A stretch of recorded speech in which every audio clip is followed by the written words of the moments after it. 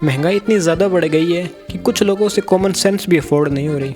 अब इस वसूली भाई ने जो बिरयानी मंगवाई थी वो तो बहुत ही सस्ती थी, बट जो बदले में मांगा था ना वो प्राइसलेस था। और 370 रुपये दे के ना तो एक चीज़ ही डिमांड कर सकता था, और वो थी एक एक्स्ट्रा चमची। जो वाईफाई होती है ना वो भी तेरे से ज़्यादा पोलाइट होती है, वो भी पूछती है कॉन्सेंट के साथ में कि do you want to connect. यार मैं पूछूंगा नहीं इसको कितने देने चाहिए, मैं अपने हिसाब से दूंगा। ले ले भाई सारे दे रही। इतना सारा पैसा एक साथ में देख के बंदे का 370 वाला ट्रॉमा खत्म हुआ, और इतना ज़्यादा खुश हुआ कि परनीत को बिरयानी डेट पे बुला लिया। आ जाओ भाई, आपको भी तो 370 की बिरयानी खिला दें।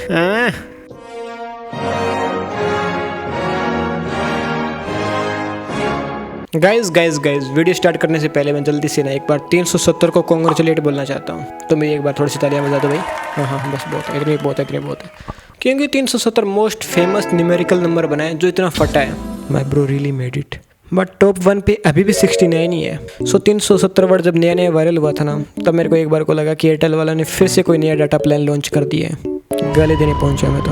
एयरटेल वालों से मेरा लफड़ा चल रहा है, थोड़ा सा बीफ चल रही है उनके साथ में। सो मैं तो मेरे काम में लग गया रील स्क्रॉल करने के, और 3-4 रील स्क्रॉल करने के बाद में मैंने एक चीज़ ऑब्जर्व की कि आज इंटरनेट पे सारी लड़कियां एवरेज डे से थोड़ी ज़्यादा ही भड़की हुई हैं। फर्स्ट थॉट मेरा यही था कि पीरियड्स तो नहीं आ गई, बट ये पीरियड्स हैं, दिवाली थोड़ी है कि सभी के एक साथ में आए। सो जैसे मैंने 1-2 रील और स्क्रॉल की ना, मेरे को इस लड़के की वीडियो सामने आई और मेरे को सब पता लग गया कि क्यों गुस्सा है। इससे पहले खाली मैं ऐसे गैस मार रहा था कि लड़कियों का ना कोई नई ट्रेंड आया है जिसमें वो खाली ब्रैग कर रही हैं कि हमारे पास में कितना पैसा है, कितना शो ऑफ कर रही हैं हम। जैसे 370 में तो मेरा लिप ग्लॉस भी नहीं आता। 370 रियली? 370 में तो मेरे पापा घर पे आटे का कट्टा भी नहीं लाते। 370 में तो ट्रैफिक इंस्पेक्टर मेरी एक्टिवा की चाबी भी वापस नहीं करते। Like that. लेकिन जब मैंने ये लड़के की वीडियो देखी ना, मेरे लिए इन वीडियो का मतलब ही चेंज हो गया सारा का सारा। सो इस लड़के ने बिरयानी के बदले नोकिया की मांग कर रखी थी। Nokia connecting peoples. इस लड़के को देख के लग रहा है कि भाई ज़माना चाहे कितना भी ख़राब हो ले, संस्कृति तो यार बरकरार है अभी भी। कितना टाइम बीत गया लेकिन अभी भी इसको बार्टर सिस्टम याद है। कितना सुहावना मौसम होता था, चावल के बदले चप्पल, चप्पल के बदले चावल।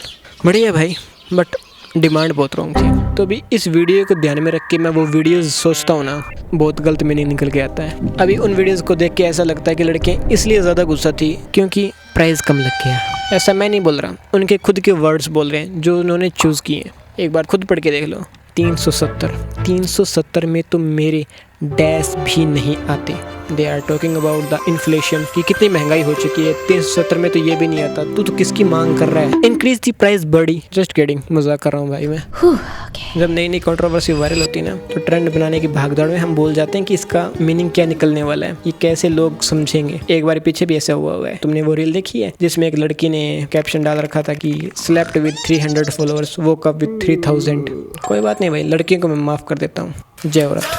अभी तुमने ये वीडियो देख रखी होगी इस लड़के की, अगर नहीं देख रखी तो एक बार ये वीडियो देख लो। तो वहाँ गए, हम मार्केट में गए तो वो कहती क्या क्या खिलाओगे, मगर तू बता क्या खाएगी। हाँ। तो हमने चिकन बिरयानी खाई। वो हाई होगी 360-370 रुपये की। फिर वो कहती घर छोड़ाओ। महा यार 370 रुपये लगे हैं, मगर वसूल तो करूँगा। ये वीडियो देखने के बाद में मेरे को 3 चीज़ें बतानी है भाई। पहली, इसके मैनेजर ने बहुत सही किया इसको जॉब से निकाल के, क्योंकि सपोज करो कि वो मैनेजर तुम हो जो इसके अकाउंट में हर महीने 30-35 हज़ार ट्रांसफ़र कर रहा है, और फिर एक दिन तुमको एक न्यूज़ आए कि तुम्हारा एम्प्लॉय 370 रुपये के लिए रो रहा है। कैसा फील करोगे तुम? और दूसरी चीज़, लड़की को भाई आप अफ्रीका से लाए थे, नहीं मतलब इतनी हैवी डाइट क्यों खिलाई थी बेचारी को कि चल आज तेरी सारी कार्बोहाइड्रेट्स पूरी करके लाता हूँ मैं। अभी देख पगली, सारे प्रोटीन इनटेक पूरा हो जाएगा तेरा। कुछ हल्का फुल्का भी खिला सकते थे भाई आप। एंड लास्टली भाई, आप लड़की को डेट पे लाए थे या बकरा ईद बनाने लाए थे?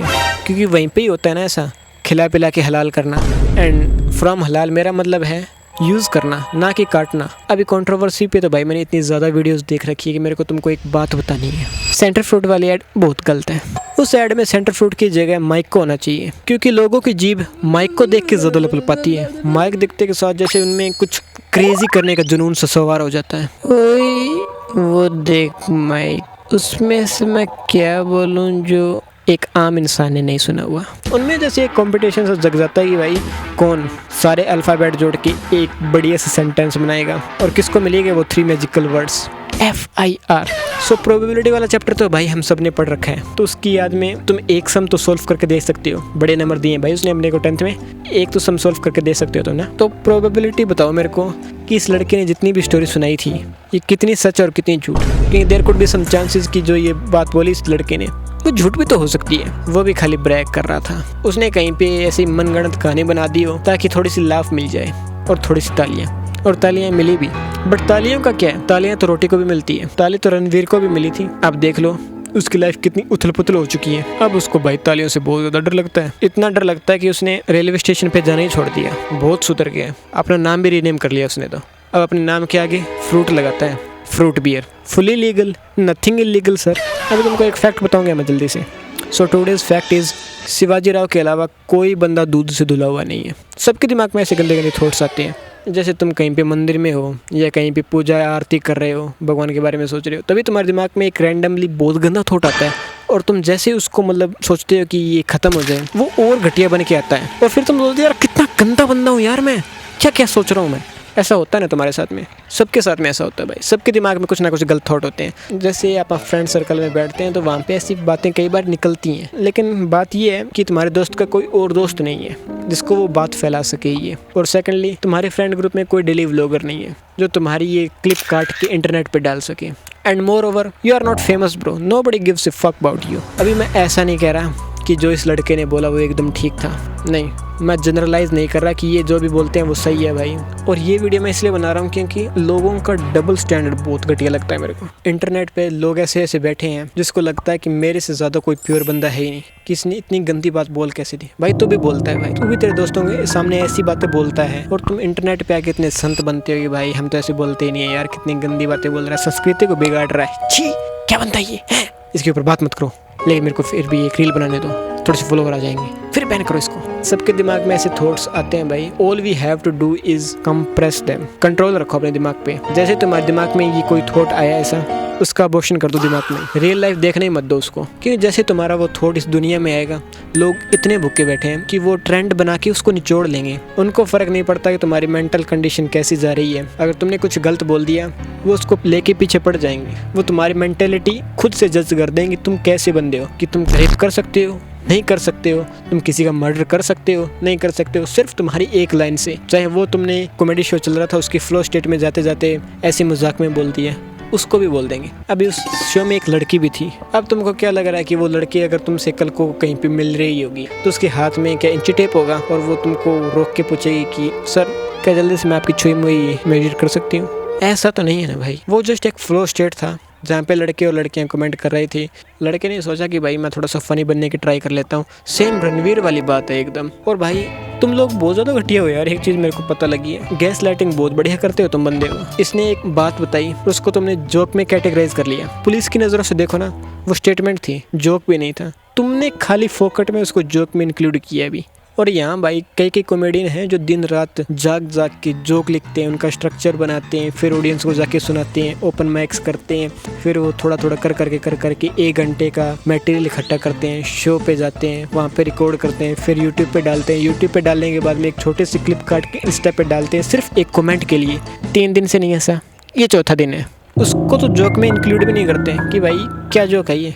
और इसके जोक पे इतना बवाल, इतनी हाइप, इतना फेम कर दिया बंदे को। मेरे को अभी डर नहीं लग रहा, मेरे को बाद में डर लगेगा, क्योंकि अभी देखो उस बंदे की जॉब भी चली गई और मेरे हिसाब से इन फ्यूचर मुश्किल है थोड़ी जॉब मिलनी।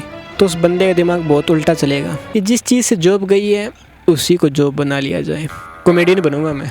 कितना गंदा तुमने उसका फुद्दू काटा है उसकी बात को जोक बोल के। ऐसे कई बार मैं भी करता हूँ। जब मेरे को कोई छोटा क्रिएटर दिख जाता ना यूट्यूब पे, ऐसे ही 1-2 सब्सक्राइबर वाला, आम बिगर यूट्यूबर ब्रो, मेरे 6 सब्सक्राइबर है पूरे, तो मैं बड़ा यूट्यूबर हूँ। तो मैं उसकी वीडियो पे जाके ऐसे ही कमेंट कर देता हूँ कि भाई बहुत बड़ी वीडियो बना रखी है यार आपने, आप बनाते जाओ, कभी मत रुकना, मैं सारी वीडियो देखूँगा।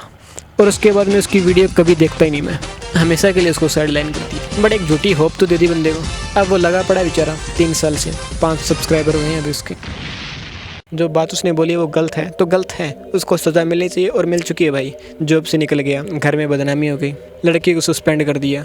और तुमको क्या चाहिए? वो कोई क्रिमिनल नहीं है जिनके पीछे तुम ऐसे हाथ धो के पीछे पड़ गए हो। जो रियल क्रिमिनल हैं उन पे तो तुम बात भी नहीं करते हैं, क्योंकि उनके पास ना फ्लोवर ना हाइप है, तुम्हारा कोई फ़ायदा नहीं है उनके पास में।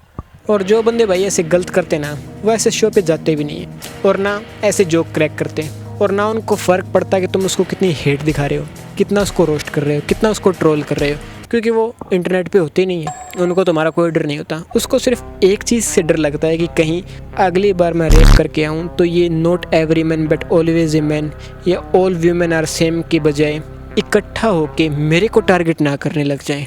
तो that's the end of this video भाई। अगर किसी को मेरी बात बुरी लगी हो या कोई मेरा जोक किसी को मतलब ख़राब लगा हो, so I am sorry bro, just I am trying to entertain you. और मैं मिलता हूँ भाई कोई नई वीडियो के अंदर, और मेरा नाम साहब है।